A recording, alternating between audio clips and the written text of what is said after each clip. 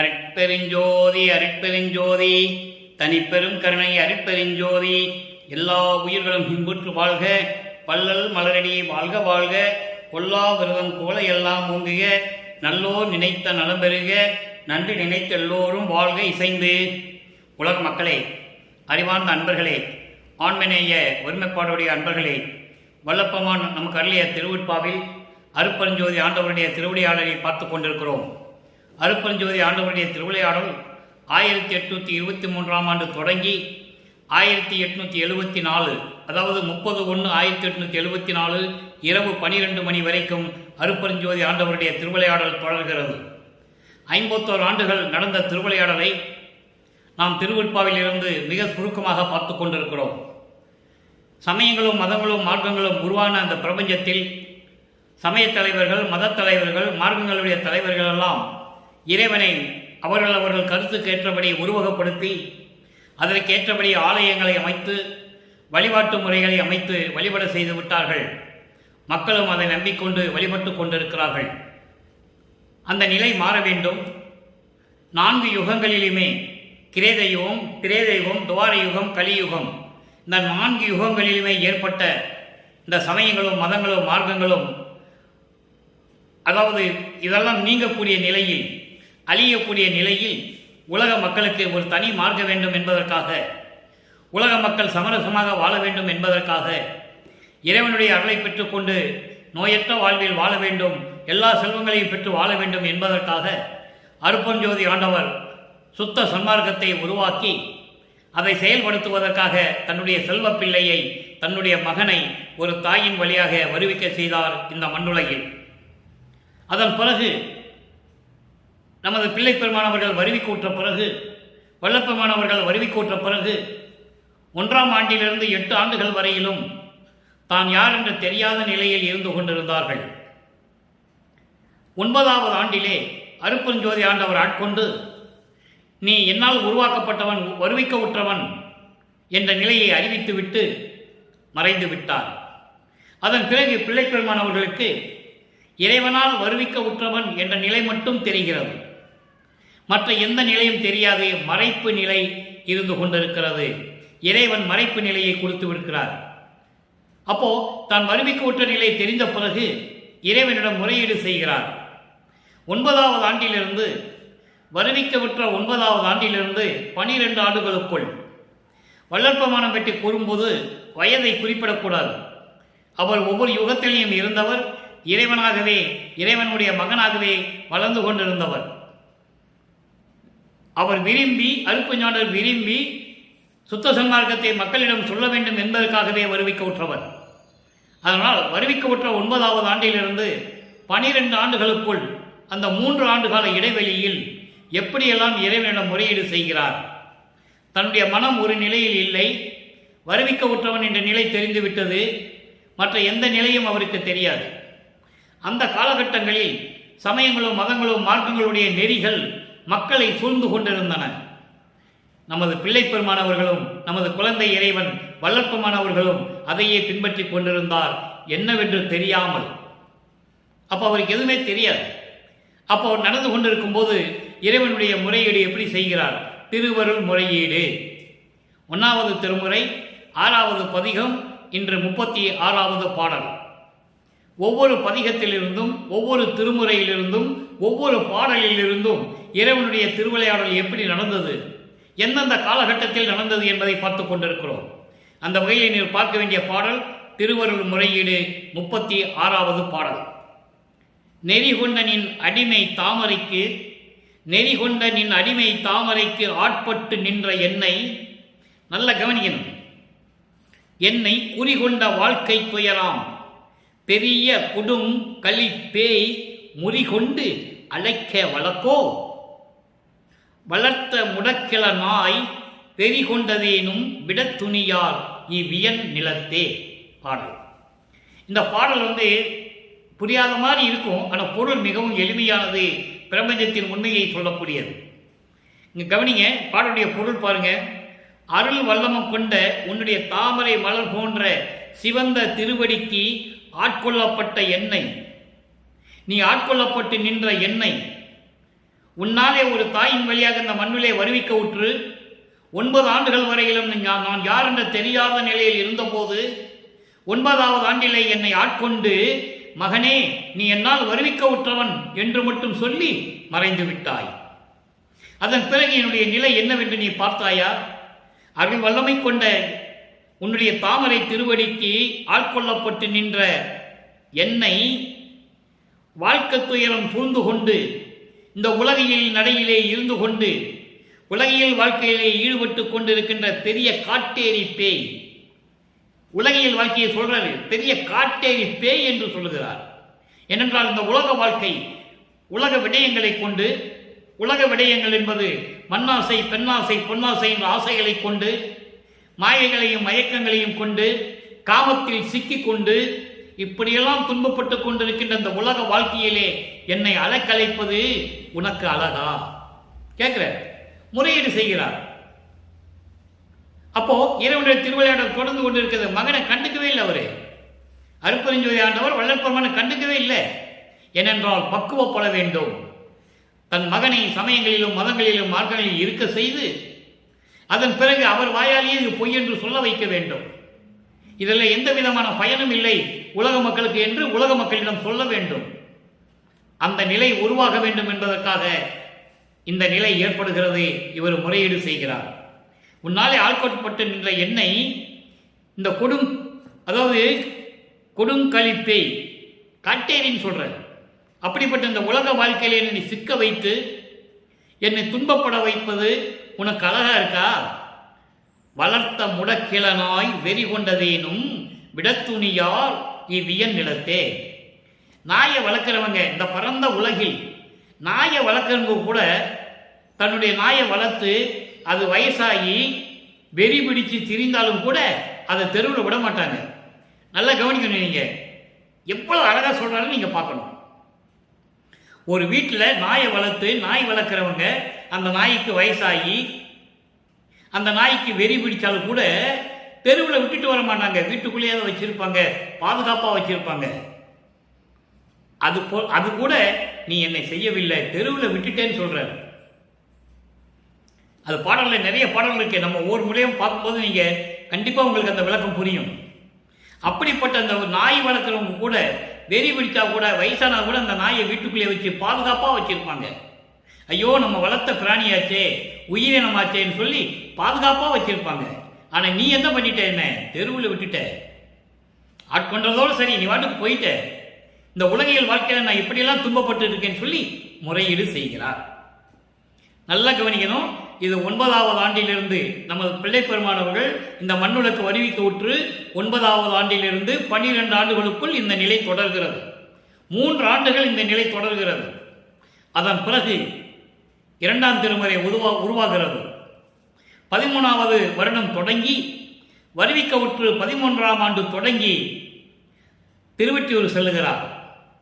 மனதிடம் சொல்லுவது போல 3 பதியங்களை நாம் பார்த்தோம். சிவசண்முகன் சொல்லணும், மனமே நீ மனம் அலைபாயக்கூடாது, மனநிலையை ஒருபடுத்த வேண்டும், ஒருநிலைப்படுத்த வேண்டும் என்பதற்காக 3 பதியத்தில் நம்ம பார்த்துட்டோம். இப்ப 4வது பதியம் பார்க்கிறோம். நமச்சிவாய சங்கீர்த்தன லகிரி தலைப்பு பேரு. இந்த நமச்சிவாய் என்ற சொல்லை சொல்லும்போது தேவ இசை காணும் போல போற்றி புகழ்வது நமச்சிவாயம் அப்படின்னு சொல்லுவது. அப்படிப்பட்ட நமச்சிவாய நாமத்தை, அந்த பெயரை நான் மறவேனேன்னு சொல்லுவார். சொல்லிதான் ஆகணும், காலத்தின் கட்டாயம். அவர் சொல்லிதான் ஆகணும், காலத்தின் கட்டாயம்.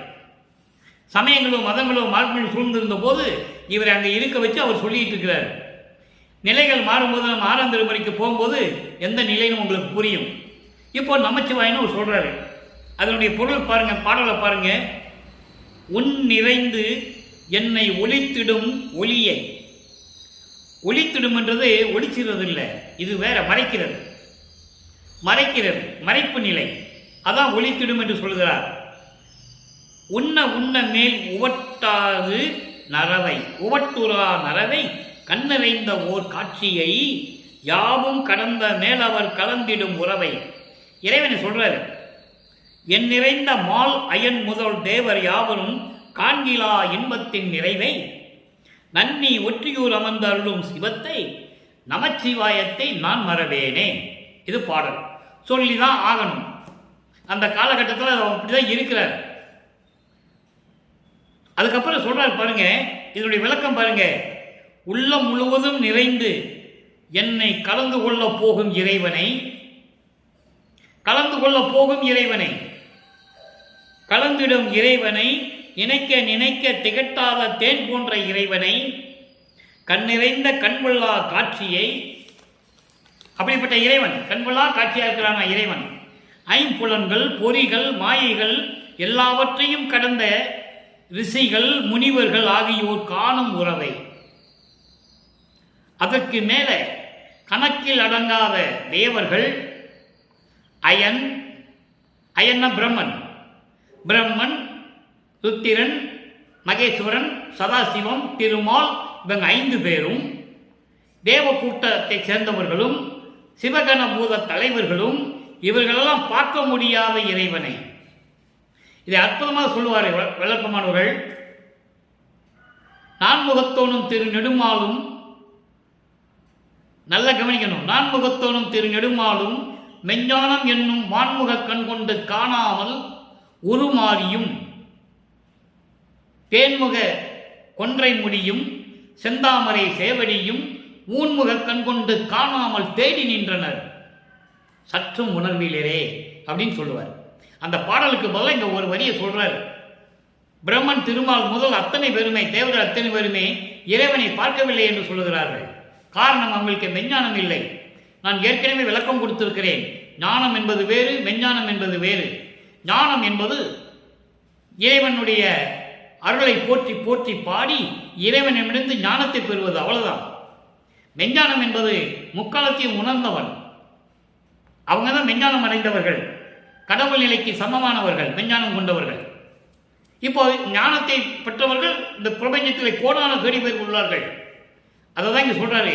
அப்படிப்பட்டவர்கள் கூட பிரம்மனும் திருமாலும் மற்ற அவங்கெல்லாம் உருமாறி, பிரம்மன் அன்னப்பறவையாகவும் திருமால் பன்றியாகவும் உருவெடுத்து, திருமால் பாதாள உலகத்துக்கும் பிரம்மன் அன்னப்பறவையாக அங்கே விண்ணுலகத்துக்கும் சென்று கொண்டிருக்கிறார். முடியை பார்ப்பதற்காக பார்க்க முடியவில்லை. திருமால் பன்று உருவெடுத்து கீழே சென்று இருக்கிறான், பார்க்க முடியவில்லை. தேவர்களும் முனிவர்களும் ஏங்கிக் கொண்டு புலம்பிக் கொண்டிருக்கிறார்கள். ஓலமிடமும் என்று சொல்லுவார். புலம்பிக் கொண்டிருக்கிறார்கள் இறைவனை பார்க்க முடியாமல்.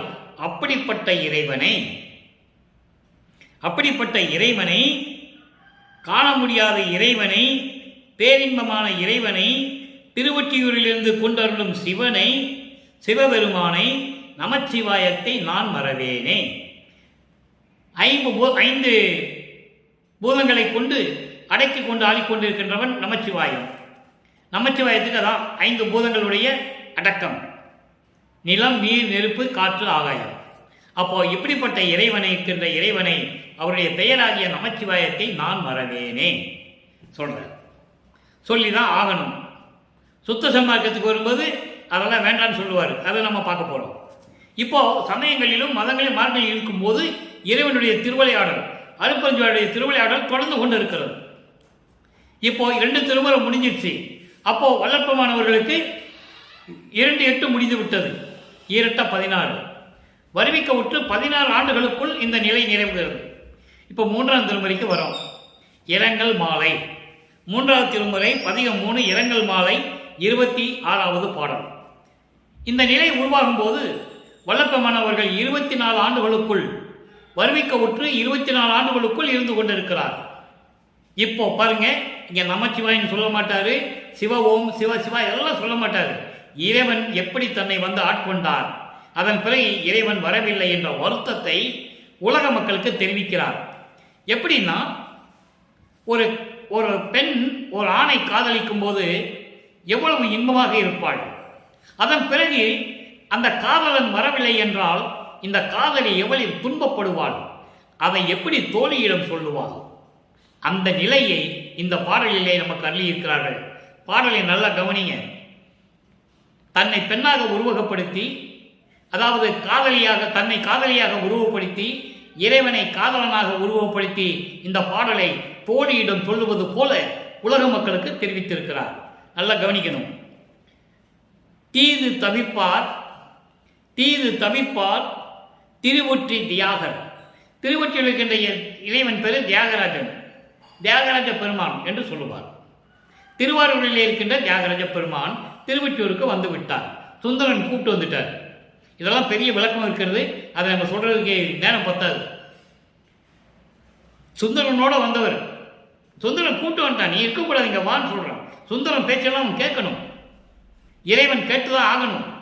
அந்த ஒரு காலகட்டத்தில் இருந்து கொண்டிருந்தார் சிவபெருமான், தியாகராஜ பெருமான்.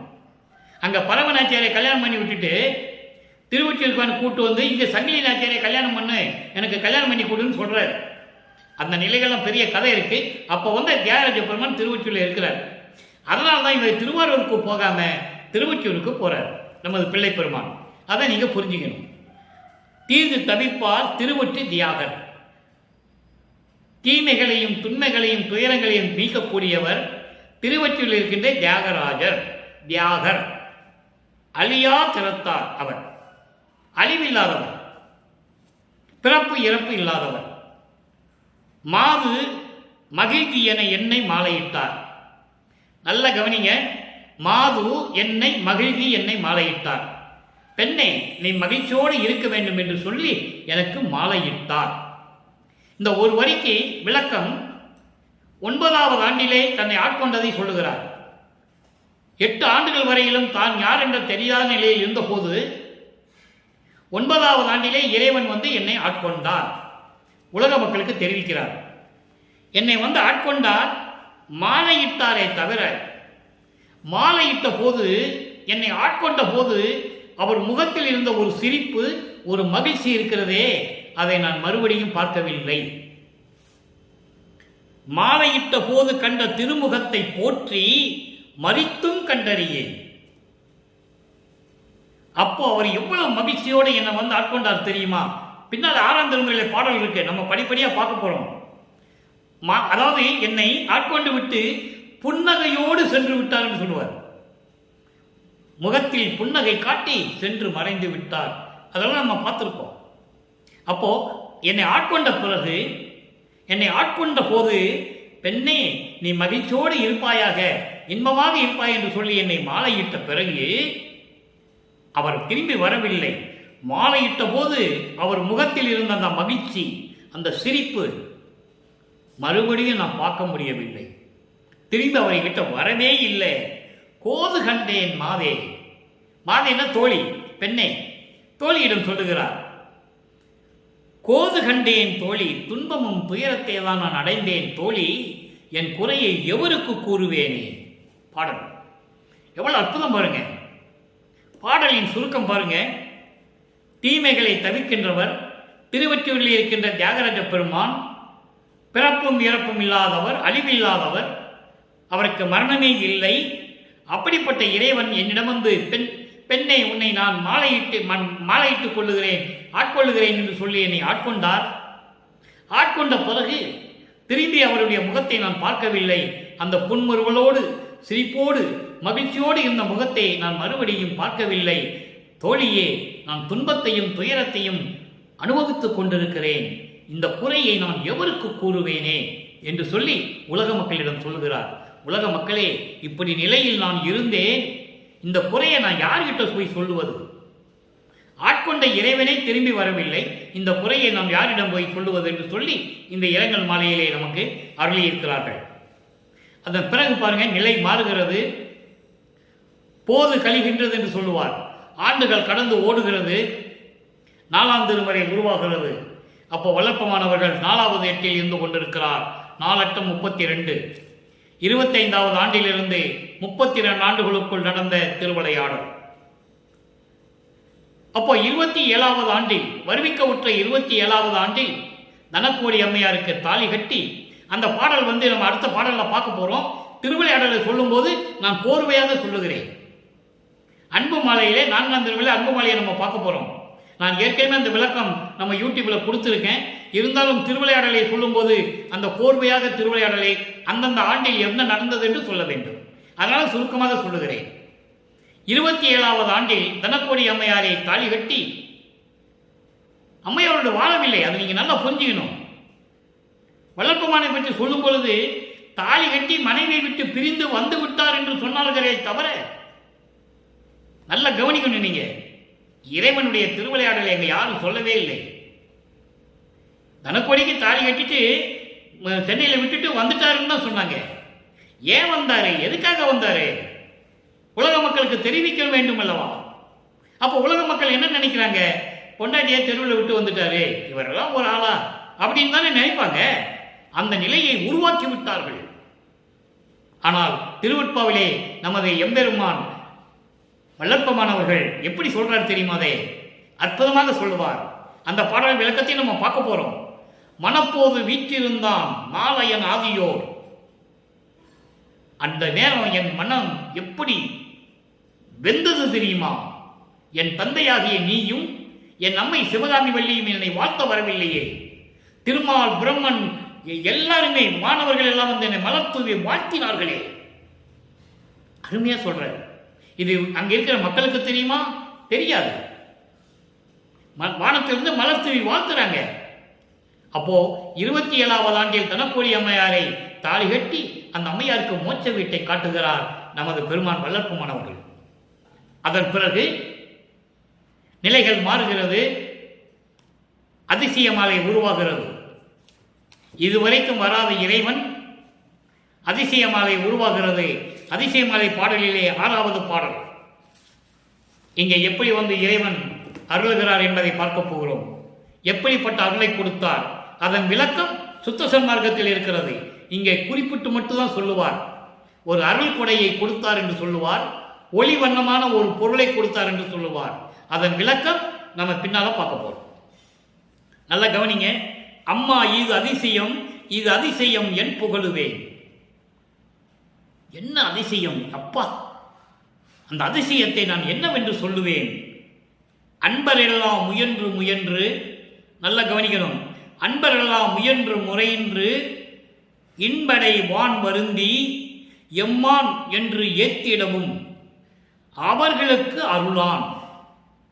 அவர்களுக்கு அருளான் மருளால் இது நன்மை இது தீமை என்று நினையாமே மைமாலில் களி சிறந்து வல்வினையே புரியும் வஞ்சகனின் தன்னை கருதி வந்து மகிழ்ந்து அண்டர்லைன், வந்து மகிழ்ந்து அண்டர்லைன். நல்லா கவனிச்சுக்கணும் நீங்க, முக்கியமான இடம் இல்லையா? வந்து மகிழ்ந்து எனக்கும் தன்மானம் உற வியந்து சன்மானம் அளித்தான். இங்கே சன்மானம் என்பது ஒரு அருள் கொடை. எப்படி? தன்மானம் உற வியந்து கடவுள் ஆற்றலோடு அப்படி என் முன்னால் எழுந்தருளி எனக்கு ஒரு அருள் கொடையை சன்மானம் கொடுத்தான். எப்படி? அந்த சன்மானம் என்ன? பின்னால் அடுத்த பாட்டில் சுத்த சன்மார்க்கத்தை வரும்போது பார்க்க போறோம். தனித்த சிவகாமிவல்லிக்கு இனித்த நடத்தவனே, என் அம்மை, என் அருள் அம்மை, என்னை காத்த தாய் சிவகாமிவல்லிக்கு மகிழ்வோடு இனித்த நடத்தவனே, அருள் நடனம் செய்து கொண்டிருக்கின்ற இறைவனே என்று சொல்லுகிறார். இப்ப இந்த பாடலுடைய பொருள் பாருங்க. என்ன அதிசயம், என்ன அதிசயம் அம்மா! இதை எப்படி நான் சொல்லுவேன்? அன்பரெல்லாம் முயன்று முயன்று, அதாவது அடியார்கள் எல்லாம் முயன்று முயன்று இறைவனை பார்க்க வேண்டும் என வருந்தி, இறைவன் எங்கு இருக்கின்றீர்கள் எம்மான் என்று கூறி வரிந்திடவும் ஏற்றிடவும் வணங்கிடவும் மனம் புலம்பி கண்ணீர் விட்டு அழுகிறார்கள். இறைவனை பார்க்க முடியாமல் அவர்களுக்கெல்லாம் அருளாமல் மருளால் சமயங்களையும் மதங்களையும் மார்க்கங்களையும் பின்பற்றி கொண்டு மாயைகளையும் மயக்கங்களையும் ஏற்றுக்கொண்டு தெரிந்து கொண்டிருந்த நான், எவ்வளவு தெளிவா சொல்ற பாருங்க, உண்மை நிலையை கூறுகிறார். அப்ப அவருக்கு சுத்த சன்மார்க்கம் தெரியாது. அப்படிப்பட்டு துன்பப்பட்டு கொண்டிருந்த நான், நன்மை எது தீமை எது என்று எனக்கு தெரியாது. அதெல்லாம் நினைக்காமல் மைன் மாலையில் களி சிறந்து அறியாமையில் இருந்து கொண்டு மயக்கங்களிலும் மாயைகளிலும் பின்பற்றி கொண்டு உலக ஆசைகளிலே விளங்கி கொண்டு இருந்த நான், அப்படி இருந்த நான், தீமைகளையே புரிய வேண்டும் என்ற நினைப்பில் இருந்த நான், வஞ்சகனன் நான், என்னை கருதி என்னை நினைத்து, எப்படி நினைத்து, ஐயோ நம்மளால் வருவிக்கூற்ற மகன் இத்தனை ஆண்டுகள் 32 ஆண்டுகள் வரைக்கும் துன்பப்பட்டு விட்டானே, இனிமேல் அவனை கைவிடக் கூடாது, காலங்கள் கனிந்து கொண்டிருக்கிறது. அதாவது 51 வருஷத்துல 34 வருஷம் கழிஞ்சிருச்சு. நீ 17 வருஷம் தான் இருக்கு. ஏன்னா கடைசியில் பிரம்மன் திருமாலுடைய ஆட்சியெல்லாம் முடிஞ்சு போச்சு. சதாசிவம் தான் 5 தொழிலை பார்த்துட்டு இருக்காரு. கடைசியில் அவனுடைய ஆயுள் காலம் முடியணும், 51 வருஷத்துக்குள்ள முடியும்.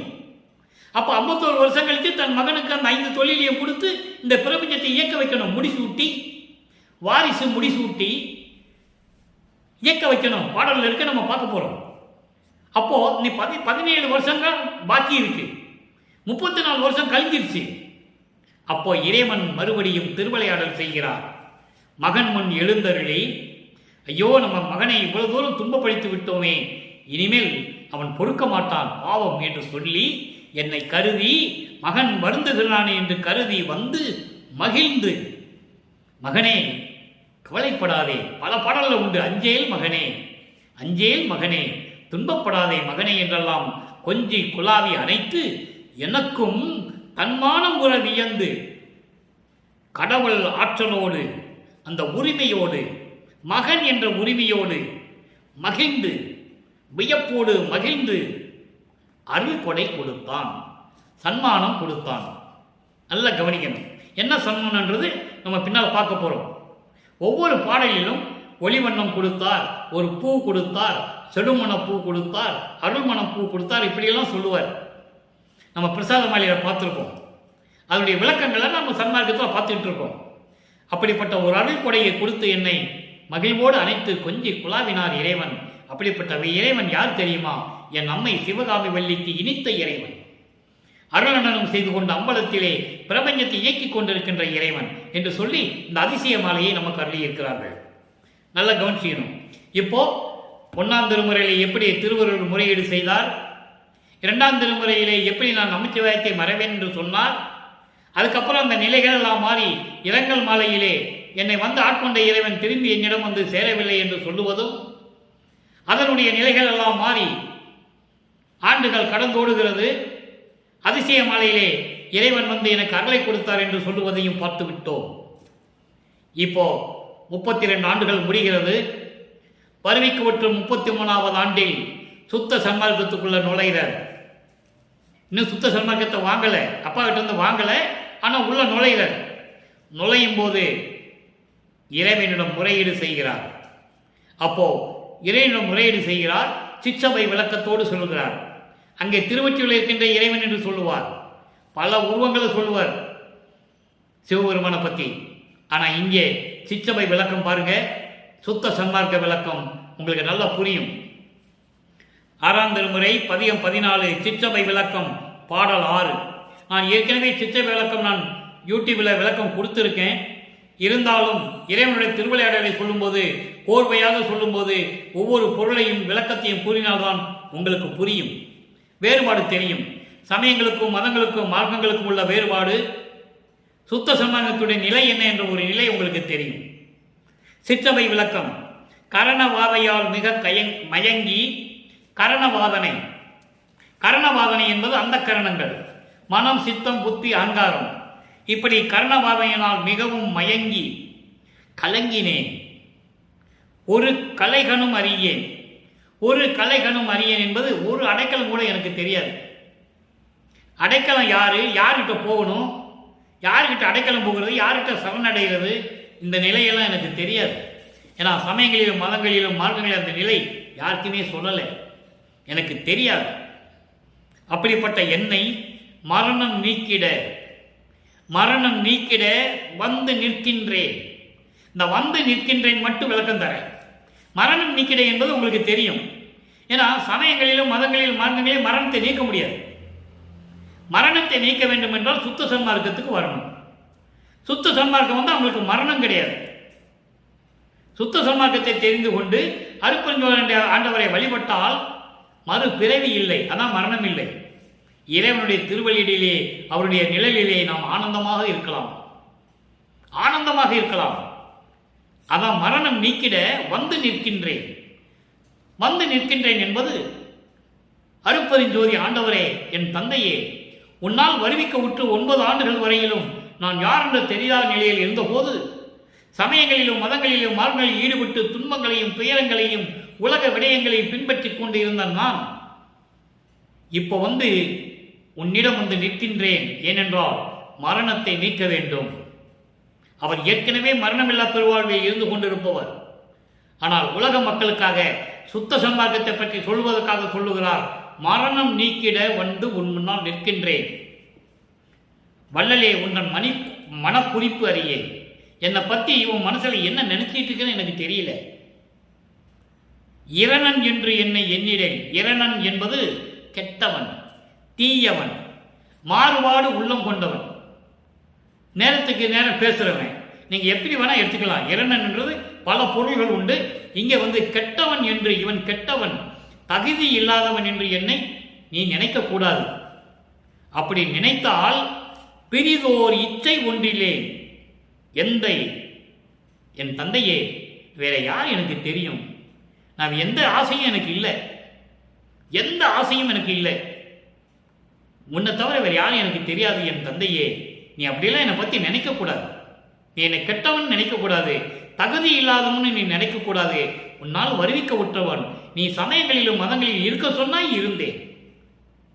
நீ வர சொன்னாய், வந்து விட்டேன். இப்போ அந்த குற்றங்களை நீதானே நீக்கணும். தெரியாமல் செய்த தவறுகளை எல்லாம் நீதானே நீக்கணும் சொல்லி தந்தையிடம் சொல்லுகிறார், அருட்பெருஞ்சோதி ஆண்டவரிடம்.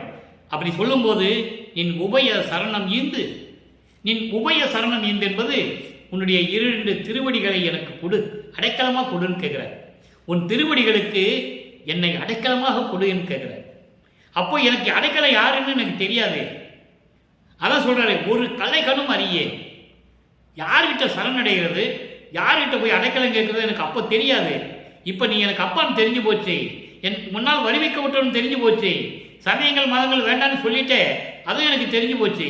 இப்போ உன்னுடைய திருவடிகளின் கீழ் எனக்கு அடைக்கலம் கொடு, எனக்கு சரணம் கொடுன்னு கேட்கிறார். சரணம் ஈந்து அருள்வாய். வடல் அரசே, வடல் ஊரில் இருக்கின்ற இறைவனே. அங்க என்ன சொல்லுவாரு? சமயங்களும் மதங்களும் மார்க்கம் சொல்லும்போது திருவற்றில் இருக்கின்ற இறைவன் சொல்லுவார். காலங்கள் மாறுகிறது, சுத்த சன்மார்க்கம் வந்துவிட்டாரு. அப்போ வடலூரில் இருக்கின்ற இறைவன். இந்த பிரபஞ்சத்திற்கே ஒரே வடலூரில் இருக்கின்ற சத்தியஞான சபை இந்த பிரபஞ்சத்தில் வேறு எங்கேயும் கிடையாது. வேணா ஒரு சபை அமைச்சிருப்பாங்க, ஒரு தீபத்தை வச்சு ஒரு கூண்டு வச்சு வழிபாடு செஞ்சுட்டு இருப்பாங்க. ஆனால் இந்த சபையை, எண்கோண சபையை, இறைவனால் அமைக்கப்பட்ட சபையை யாராலையும் அமைக்க முடியாது. பிரபஞ்சத்துக்கே ஒரே சத்தியஞான சபை வடலூரில் இருக்கின்ற சபை, சத்திய சபை. சத்திய சபை தனி பெரும்பதியே, சத்தியஞான சபையில் இருக்கின்ற தனி பெரும்பதியே, அருட்பெருஞ்சோதி ஆண்டவரே, என் தந்தையை என்று சொல்லி சிற்றபை விளக்கத்தை கூறுகிறார். அடுத்து பாருங்க, பதிகம் 15 திருவடி முறையீடு. ஒன்றும் தெரியாத வயசுல, அதாவது அந்த ஆண்டில் 9வது ஆண்டில் ஒண்ணுமே தெரியாதவருக்கு அப்போ இறைவனிடம் திருவருள் முறையீடு செய்கிறார். அப்போ சமயங்களும் மதங்களும் மார்க்கங்களும் சூழ்ந்து கொண்டிருந்தன. இப்போ சுத்த சன்மார்க்கத்தை பெற்ற பிறகு திருவடி முறையீடு கனெக்ஷன் எப்படி கொடுக்கிறார் பாருங்க. அதை எடுத்து சொல்லணும் மக்களுக்கு. அதை சொல்லணும்னா இறைவனுடைய தயவையும் கருணையும் இருக்க வேண்டும். அந்த வகையிலே இந்த வள்ளலார் ஊழியன் மனப்புரிப்போடு சொல்லுகிறேன். எனக்கு அந்த வாக்கியம் கிடைத்தது, உங்களுக்கு சொல்லிக் கொண்டிருக்கிறேன். திருவடி முறையீடு 3வது பாடல். நல்ல கவனிங்க. தந்தை நீ அலையோ, இந்த பிரபஞ்சத்தில் யார் சொன்னது? நினைச்சு பாருங்க, உள்ள அப்படியே பூரிக்கும். தந்தை நீ அல்லையோ, தனையன் நான் அல்லனோ. நீ எனக்கு தந்தை அல்லவா, நான் உனக்கு மகன் அல்லவா, ஒரு தாயின் கருவறையிலே இருக்கும்போது என்னை ஆட்கொண்டவன் அல்லவா, அங்கேயே எனக்கு பசி தீர்த்து அருளமுதம் கொடுத்தவன் அல்லவா. அவ்வளவு அற்புதமா சொல்லுவார் இறைவனுடைய திருவிளையாடலை. அந்த தாயின் கருவறையில் இருக்கும்போது அங்கு என்ன நடந்தது என்பதை சொல்லுவார். பாடலிலே உண்டு, யாரும் மறுக்க முடியாது. அவ்வளவு அற்புதமாக இருக்கும். அதான் சொல்றாரு, நீ எனக்கு தந்தை அல்லவா, நான் உனக்கு மகன் அல்லவா. தமியனேன் தளர்ந்து உள்ளம் கலங்கி. இங்க தமியனேன் சொல்றாரு. தமியனேன்னா அதுக்கு நிறைய விளக்கம் இருக்கிறது. நான் சுருக்கமா சொல்றேன். இது சொல்லணும்னா ஆரம்பத்திலிருந்து சொல்லணும். நான் சுருக்கமா சொல்றேன்.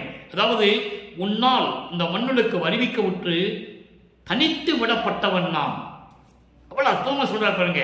உன்னால் வருவிக்க விட்டு தனித்து விடப்பட்ட நான் உள்ளம் தளர்ந்து கலங்கி, எந்தையே, எனது தந்தையே, குருவே, இறைவனே, தந்தை, குரு, இறைவனே, முறையோ என்று நின்று ஓடிடுகின்றேன்.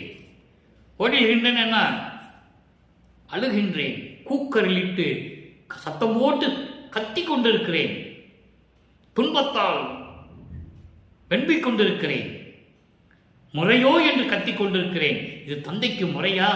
இறைவனே, என் குருவே, என் தந்தையே, என் தாயே, எப்படியெல்லாம் சொல்வார் தெரியுமா? இதெல்லாம் முறையா என்று நான் உன்னிடம் வந்து அழுது கொண்டிருக்கிறேன். சிந்தையே அறியார் போன்று இருந்தனையால் நீ என்னை பற்றி நினைக்காமையே இருந்துட்டா நான் என்ன பண்றது? என்னை பற்றி நீ நினைக்கிறதே இல்லை, நான் என்ன பண்ண முடியும்? நீ அப்படி இருந்தால் சிறியனேன் என் செய்வேன்? ஐயோ, உன் மகன் நான் என்ன செய்வேன்? உன் குழந்தை நான், உன் செல்வ பிள்ளை நான், உன் குலப்பிள்ளை நான், நீ தவத்தால் பெற்ற பிள்ளை நான் என்ன செய்வேன்? அதான் சிறியேன்னு சொல்ற. சிறியன்னு சின்ன பையன் கிடையாது, மகன், குலமகன், செல்வப்பிள்ளை. செல்வப்பிள்ளைன்னு பேர் வச்சிருக்காரு அருட்பெருஞ்சாண்டவர் தன் மகனுக்கு. அந்த செல்வப்பிள்ளையை தான் இங்கே அனுப்புறாரு. அப்போ இப்படியெல்லாம் இருந்த நான், ஐயோ, சந்தையே புகுந்த நாயினில் கடையே. சந்தையில், தெருவில், சந்தையில் இருக்கிற நாயை விட கீழானவன். அந்த நிலையில் இருந்து கொண்டிருக்கின்ற நான் தளர்ச்சியை தவிப்பவர் யாரே? என்னுடைய தளர்ச்சியை, மன உளைச்சலை, என்னுடைய துன்பத்தை, என்னுடைய துயரத்தை யார் தடுப்பார்கள்? நீதான் என் தந்தை என்று எல்லாருக்கும் தெரியுமே. தேவர்கள் முதல், விண்ணுகள் முதல், மண்ணுகள் இருக்கின்ற ரிஷிகள், முனிவர்கள் எல்லாருக்குமே தெரியுமே நான் உன்னுடைய மகன் என்று. அப்புறம் யார் என்கிட்ட வருவா? அப்பனே மகனை தெருவில் விட்டுட்டாருன்னா யார் வருவா? நமக்கு என்ன வேலைன்னு தான் நினைப்பாங்க. அதான் உலகியல் இருக்கிறது. அதை தான் சொல்றேன். நீயே நீ தெருவில் விட்டுட்ட நான் எங்க போவேன்னு கூப்பிடுற. அடுத்து பாருங்க, பிள்ளை பெருவிண்ணப்பம் பதியம் 20 70வது பாடல். இதை ஏன் ஒவ்வொரு பாடலையும் சொல்றாருன்னா, சுத்த சன்மார்க்கத்துக்குள்ள வரும்போது தான் செய்த தவறுகள்னா என்ன? சமயங்களிலும் மதங்களிலும் இருந்து பின்பற்றி கொண்டிருந்தார்ல. திருநூறு பூசி கொண்டிருந்தாரு, கழுத்தில் உத்திராட்சி கொட்டை போட்டிருந்தாரு, என்ன கடுக்கான் போட்டிருந்தாரு, அந்த நமச்சிவாயன் சொல்லிட்டு இருந்தாரு, சிவாசிவான் சொல்லிட்டு இருந்தாரு. இதெல்லாம் சுத்த சன்மார்க்கத்துக்கு தேவைப்படாது. அப்போ அந்த குற்றத்தை நீக்கணும்ல. பிள்ளை பெருவிண்ணப்பத்தில் சொல்றாரு, நல்ல கவனிங்க. தரைத்தளத்து என்னை நீ எளிமையும் பிரியா தம்பிரான் அலையோ. அங்க சொல்ல மாட்டாரு, சொல்ல முடியாது, தெரியாது. தரைத்தளத்துனா இந்த மண்ணுலகில், இந்த மண்ணுலகில் என்னை நீ எளிமையும் பிரியா தம்பிரான் அலையோ. 7 வகையான நிலைகளில் என்னை பிரியாத நிலை அல்லவா நீ? 7 பிறப்புகளிலும். அது அகவலியில சொல்லுவார். ஊர்வன, பரப்பன, உருவன, நடப்பன. அங்க 4 நிலைகளை சொல்லுவார். ஊர்வன என்றால் ஊர்ந்து செல்லக்கூடிய பிராணிகள், பறந்து செல்லக்கூடிய உயிரினங்கள். உருவன என்றால் தாவரங்கள், செடி, கொடி, மரம், இப்படிப்பட்ட தாவரங்கள். நடந்து செல்லக்கூடிய உயிரினங்கள், மனிதர்கள், தேவர்கள், அசுரர்கள். இந்த 7 வகையான பிறப்புகளிலும் சரி, 7 வகையான நிலைகளிலும் சரி, என்னை பிரியாது இருப்பவன் நீ அல்லவா? தம்பிரான் அலையோ, நீ அல்லவா? மனத்தை கரைத்து உள்ளே புகுந்து என் உயிரில் கலந்த கடவுள் நீ அல்லவா? என் மனத்தை கரைத்து, கல் போன்ற எனது மனதை கரைத்து, கல் போன்ற மனம் என்ன? உயிரை இறக்கம் இல்லாத இந்த மனதை கரைத்து உருக்கி என் மனதில் கலந்த இறைவன் அல்லவா நீ? என்னைத்தான் இறைத்து, எப்படி சொல்ற பாருங்க. இறைத்துனா என்ன? வருவிக்க செய்து. இறைத்துனா வருவிக்க செய்து. இது இறைவன் கொடுத்த விளக்கம். நீங்க எந்த டிக்ஷனரியும் இருக்காது, நீங்க வேணா பார்த்து பாருங்க. என்னை விரைத்து, என்னை இந்த மண்ணுலைக்க வருவிக்க செய்து, இவன் அழித்து, இங்கே இவன்னா 3 சொல்லி என்னன்னா, இவன் அழித்து விரும்பி மகிழ்வோடு அருளித்து ஓர் சிற்றவை விளங்கும் எந்தை நீ அல்லவா? நீ அல்லையோ? எப்படி சொல்றாரு பாருங்க. அப்போ இறைவனுடைய திருவிளையாடலையும் சொல்றாரு, இறைவன்கிட்ட அருள் பெற்றதையும் சொல்றாரு. அல்லையோ, நின்பால் உரைத்தல் என் ஒழுக்கம், நின்பால் உரைத்தல் என் ஒழுக்கம். உன்னிடம் சொல்லுவது எனது கடமை. மகன் தந்தையிடம் சொல்லுகிறேன், இது யார் என்ன சொல்லுவது? அதான் சொல்றாரு, நின்பால் உரைத்தல் ஒழுக்கம், என் ஒழுக்கம், என் கடமை, அதனால் சொல்லுகிறேன். ஆதலால் உரைத்தேன், அதனால தான் நான் சொன்னேன். நீ அறியாதது ஒன்று உண்டோ? உனக்கு தெரியாது என்ன இருக்கு இறைவா, என் தந்தையே, உனக்கு தான் எல்லாமே தெரியுமே என்று சொல்லி விண்ணப்பம் வைக்கிறார். அடுத்து தனித்திரளங்கள் பதிகம் 110. விண்ணப்பத்துக்கெல்லாம் பதில் வேணும் இல்லை. 57வது பாடல். என்ற சொல் செவிமடுத்து, நல்ல கவனிக்கணும், என்ற சொல் செவிமடுத்து இறையும் அஞ்சிடேன், இன்று உனக்கு அருள்ஜோதி ஈந்தனம். தட்ஸ் ஆல் யுவர் ஆனர் சொல்ற மாதிரி முடிவு. இதுக்கெல்லாம் விண்ணப்பம் வச்சாச்சு. சுத்த சன்மார்க்கத்துக்கு இதெல்லாம் விண்ணப்பம் வச்சுட்டு இருக்கிறாரு. ஆனால் முடிவை சொல்லணும்ல, ஒவ்வொரு பாடலிலும் சொல்றாரு. என்ற சொல் செவிமடுத்து இறையும் அஞ்சிடேல் என்று இன்று உனக்கு அருள்ஜோதி ஈந்தனம், நன்று உற மகிழ்க, என்னாலும் சாவுரா வென்றியும் அளித்தனம் என்று மேவினேன், என்று மேவினான். இது பாடல். பாடலை விளக்கம் பாருங்க. அருட்பெருஞ்சோதி ஆண்டவரே எனக்கு அருள்க என்று சொல்லும் அடங்கும் முன், காதில் கேட்டு நான் சொல்வதற்கு முன்னாலேயே அந்த சொல் அடங்குவதற்கு முன்னால் அருட்பெருஞ்சோதி ஆண்டவரே என்று சொன்னதை செவியில் கேட்டு அந்த சொல் அடங்குவதற்கு முன்னாலே சிறிதளவு கூட அஞ்ச வேண்டாம் மகனே, இன்று உனக்கு அருட்பெருஞ்சோதி கொடுத்தோம், கொடுத்தேன். அருட்பெருஞ்சோதி ஈந்தனம் கொடுத்தேன், நன்று உற மகிழ்க, மகிழ்வோடு இருக்க வேண்டும் என்னாலும். சாவுரா, என்னாலும் சாவுரா வென்றியும் அளித்தனம். சாவுரா வென்றி என்பது மரணமில்லா பெருவாழ்வு. மரணமில்லா பெருவாழ்வையும் நான் கொடுத்து விட்டேன் என்று என்னோடு கலந்து கொண்டான். மேவினான், மேவினான் என்பது என்னோடு கலந்து கொண்டது என்று பொருள். ஆக இறைவனுடைய திருவிளையாடலையும் இதுவரைக்கும் நடந்தது எல்லாம் கேட்டு மகனுக்கு எப்படியெல்லாம் அருளினார் என்பதையும் பார்த்து விட்டோம். அடுத்து பாருங்க, மெய்யுறல் வியப்பு 29வது பாடல். அறிவிலேன் செய்த குற்றம் அனைத்தும் பொறுத்து, அறிவிலேன் செய்த குற்றம் அனைத்தையும் பொறுத்தது மட்டுமல்லாமல் அமுதம் அளித்தாய். அமுதம் என்பது அதாவது பசி வரும்போதெல்லாம் எனக்கு அருளமுதம் ஊட்டினாய், தான் பசித்ததாகி, நான் பசித்த போதெல்லாம் தான் பசித்ததாகி எனக்கு அருளமுதம் ஊட்டினாய் என்று சொல்லுவார். அப்படிப்பட்ட அமுதம் கொடுத்தார். யார் செய்வார்கள் இதை? யார் செய்வார்கள் இந்த நன்றியே? செறிவிலாத பொறியும் மனமும் செறிந்து நிற்கவே அருள் செய்தாய். அடங்க வர இந்த மனம், அந்த கரணங்கள், மனம், சித்தம், புத்தி, அகங்காரம் அடங்காதவற்றையெல்லாம் அடக்கி நிலையாக நிறுத்தி எனக்கு அருள் செய்தாய். மேலும் தெரிந்தாய் சாகா கல்வி கற்கவே. சாகா கல்வியை கற்பதற்கும் வழியை காட்டினாய், தெளிவு காட்டினாய், எனக்கு அறிவித்தாய். மகனே, உனக்கு சாகா கல்வியை கற்க வேண்டும், நீ கற்க வேண்டும் என்று சொல்லி எனக்கு அந்த வழியை காட்டினாய் என்று சொல்லுவார். இதைதான் சொல்லுவார் மெய்யர் வியப்பிலே ஒரு பாடலிலே. நாகாதிவனும் நாரணனும் நான்முகனும் நறுமுறுமெனவே தெல்லமுது அளித்தாய், ஆணும் உண்டு துண்ணவே. சாகா கலையை பயிற்று தந்த தயவை சாற்றலுக்கரிது என்று சொல்லுவார். அதை இங்க சொல்லுகிறாரு. சாகா கல்வியை கற்க வேண்டிய வழிமுறையையும் எனக்கு காட்டி கொடுத்தாய், அருள் அமுதம் கொடுத்தாய், பசி எடுக்காமல் இருப்பதற்காக அருள் அமுதம் கொடுத்தாய். அன்பர்களே, இங்கு ஒரு சின்ன விளக்கம்.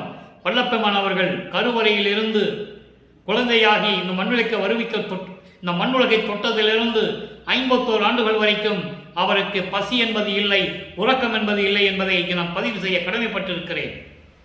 இடையிலே சொல்லுவார் ஒரு இடத்திலே, 1ஆம் ஆண்டிலிருந்து 8 ஆண்டுகளுக்குள் நான் உண்ட உணவெல்லாம் அமுதமாயிற்று என்று சொல்லுவார். அப்போ அவருக்கு தெரியாது நம்ம சாப்பிடணும் அப்படின்னு அவருக்கு தெரியாது. பசிக்கு சாப்பிடக்கூடாதுன்னு அவருக்கு தெரியாது. இறைவன் அருளமதம் கொடுப்பார்னு அப்போ அவருக்கு தெரியாது. மறைப்பு நிலை இருக்கிறது. அதான் ஒரு பாடலிலே சொல்லுவார், திருவட்பாவிலே ஆதாரங்கள் உண்டு, யாரும் மறுக்க முடியாது. நான் உண்ட உணவெல்லாம் எப்படி சொல்லுவாரு? முன்னாளில் நான் உண்ட உணவெல்லாம் அமுதமாயிற்று என்று சொல்லுவார். அப்ப இறைவன் அங்கே உள்ளே திருவிளையாடல் அவருடைய உடம்பிலே நடந்து கொண்டிருக்கிறது. அவருக்கு ஏது பசி? நீங்க வாங்களே, சித்திவளாகம் பாருங்களேன், சத்தியஞான சபைக்கு பாருங்க. சமையல் அறை இருக்கா? தூங்குற அறை இருக்கா? இல்லை. ஆனால் சமையல் கோயிலில் பாருங்க, அங்கே பள்ளி அறை இருக்கும், மடப்பள்ளி இருக்கும், சமையல் ரூம் இருக்கும். இங்கே தான் சமைச்சு இறைவனுக்கு கொடுப்போம், பார்வதிக்கு பரமசிவனுக்கு கொடுப்போம். சாப்பிட்டுட்டு அந்த ஊஞ்சலில் சந்தோஷமாக ஊஞ்சல் ஆடுவாங்கலாம் சொல்லுவாங்க. நீங்கள் நல்லா தெரிஞ்சுக்கணும். சத்தியஞான சபையிலையோ அங்கேயோ எங்கேயுமே அடுப்பு இல்லை. எங்கே சமைச்சு சாப்பிட்டாரு? யாருக்கா தெரியுமா? தெரிஞ்சவங்களை சொல்லுங்க, நான் உங்க காலில் விழுந்து வணங்குறேன். எங்க இருக்கு சத்தியஞான சபை? சித்தி உலகத்திலையும் சமையல் இருக்கா? எங்க சாப்பிட்டாரு? அவர் சாப்பிட்டது யார் பார்த்தது? சிந்திக்க வேண்டாம். இறைவனுக்கு எப்படி பசிக்கும்? இறைவனுக்கு எப்படி தூக்கம் வரும்? நல்லா யோசனை பண்ணணும். உண்மையை மறைத்து மறைத்து மக்களிடம் சொன்னார்கள், அதுதான் உண்மை. சரி, இப்போ பார்ப்போம். அப்படிப்பட்ட மனக்கரங்கள் எல்லாம் அடக்கி, மனதை அடக்கி அருள் செய்தாய், மேலும் சாதா கல்வி கற்கக்கூடிய வழியையும் நீ கற்றுக் கொடுத்தாய் என்று சொல்லுகிறார். பிரபஞ்சத்திலே சாதா கல்வி கற்றது வல்லப்பவன் ஒருவர் தான் என்பதை நான் பதிவு செய்ய கடமைப்பட்டிருக்கிறேன். வேறு யாருக்கும் தெரியாது. என்ன வேணாலும் பேசலாம், மைக்க பிடிச்சிட்டு எது வேணால் பேசலாம், அது அவங்களுடைய உரிமை. சாதா கல்வியினுடைய தரம் வல்லப்பவன் ஒருவருக்கு தான் தெரியும். அடுத்து ஜோதியில் ஜோதி, 5வது பாடல், 119வது பதிகம், சிறிய விளக்கம். ஆபத்தை நீக்கி வளர்த்தே. நல்ல கவனிக்கணும், பிரபஞ்சத்தின் உண்மை அங்கே. ஆபத்தை நீக்கி வளர்த்தே, சற்றும் அசையாமல் அவியாமல் அடியேன் உள்ளத்தே. தீபத்தை வைத்தது பாதி, திருச்சிற்றம்பலத்தே திருநட ஜோதி. பாரி என்ன யாரு? உலக மக்கள்கிட்ட சொல்ற. உலக மக்களே நல்ல கவனிங்க, நான் சொல்றத அருமையா சொல்றாரு. எப்படி ஆபத்தை நீக்கி வளர்த்து? எந்த ஆபத்து? உலக மக்களுக்கு ஆபத்தா இருந்தது எது? சமயங்களும் மதங்களும் மார்க்கங்களும் ஜாதிகளும். இந்த ஆபத்தை எல்லாம் நீக்கி என்னை வளர்த்து செல்வ பிள்ளையாக வளர்த்து சற்றும் அசையாமல் அவியாமல். அசையாமல் என்ன? எங்கேயும் அசையாமல் நிலையா நிற்கிறது. அவியாமல், அவியாமல் என்பது அதாவது அந்த விளக்க அணைச்சிட்டு வாங்கன்னு சொல்லுவாங்க, விளக்க அவிச்சிட்டு வாங்கன்னு சொல்லுவாங்க, அணைக்கிறது. அந்த நிலை இல்லாமல் என்றும் நிலையாக இருக்கும்படி என்னுடைய உள்ளத்தே தீபத்தை வைத்தது. அருட்பெருஞ்சோதியை வைத்தது யார்? உலக மக்களே, அருட்பெருஞ்சோதி ஆண்டவர் என் தந்தை என்று சொல்லுகிறார். அதான் சொல்றார், ஆபத்தை நீக்கி வளர்த்து சற்றும் அசையாமல் அவியாமல் நிலையாகவும் விட்டு விலகாமலும், என்னை விட்டு விலகாமலும் நிரந்தரமாக இருப்பது. அததான் சொல்லுவாரு 6ஆம் திருமுறை கடைசி பாடல்ல சொல்லுவாரு, சுவாமி என் துரை இன்று நான் இருக்கும் இடத்தில் வந்து அமர்கின்றார். எப்படி? பின்சாலும் 2.5 நாளிகைக்குள் என் பேர் உடம்பில் பிரியாது கலந்து இருப்பார். இவர் தேடி போகல, அவர் தேடி வராரு. அருட்பெருஞ்ஞாண்டவர் மகனை தேடி வருகிறார். மகனோடு 2.5 கலந்து இறைவனாக்கி விடுகிறார், கடவுளாக்கி விடுகிறார். 5 தொழிலையும் கொடுத்து பிரபஞ்சத்தை இயக்கி என்று சொல்லுகிறார். அதனுடைய பதிவை, அதனுடைய திருவிளையாடலை நாளை பார்க்கிறோம். தொடர்ச்சியாக வந்து கொண்டிருக்கும். அதை நாளை பார்க்கிறோம். இன்னைக்கு மட்டும் என்ன சொல்றாரு? என் உள்ளத்திலே கலந்து விட்டார், நிலையாக இருப்பார், இனிமேல் எங்கேயும் செல்ல மாட்டார், எங்கேயும் செல்ல மாட்டார். அப்படி ஒரு அருட்பெருஞ்சோதியை என் உள்ளத்திலே நிறுத்தி விட்டார். தீபத்தை வைத்தது அருட்பெருஞ்சோதியை என் உள்ளத்திலே வைத்து என்னோடு 2.5 கலந்து கொண்டார் உலக மக்களே என்று சொல்லி இந்த பாடலோடு இன்றைய திருவிளையாடலை முடிக்கிறோம். மீண்டும் நாளை தொடரும். எனவே அன்பர்களே, உலக மக்களே, எல்லாரும் சுத்த சன்மார்க்கத்தில் சேர்ந்து சமரசமாக வாழ வேண்டும். சமயங்களும் மதங்களும் மார்க்கங்களில் வேறுபாடு இல்லாமல், முரண்பாடுகள் இல்லாமல் ஜோதி வழிபாட்டை ஏற்படுத்தி சுத்த சைவ நெறியில் இருந்து கொண்டு மாமிசம் புலால் வகைகளை உண்ணாமல், உயிர்களை கொலை செய்யாமல், தீபத்தை வணங்கி இறைவனுடைய அருளை பெற்றுக் கொண்டு இந்த வையகத்திலே நீங்கள் வாழ்வாங்க வேண்டும் வாழ்த்தி இறைவனுடைய அருளோடையும் தயவோடையும் இந்த வள்ளலார் ஊழியர் விடைபெறுகிறேன். மீண்டும் நாளை சந்திப்போம். அருட்பெருஞ்சோதி ஆண்டவருடைய திருவிளையாடல் தொடரும். நன்றி, வணக்கம். அருட்பெருஞ்சோதி, அருட்பெருஞ்சோதி, தனிப்பெரும் கருணை அருட்பெருஞ்சோதி.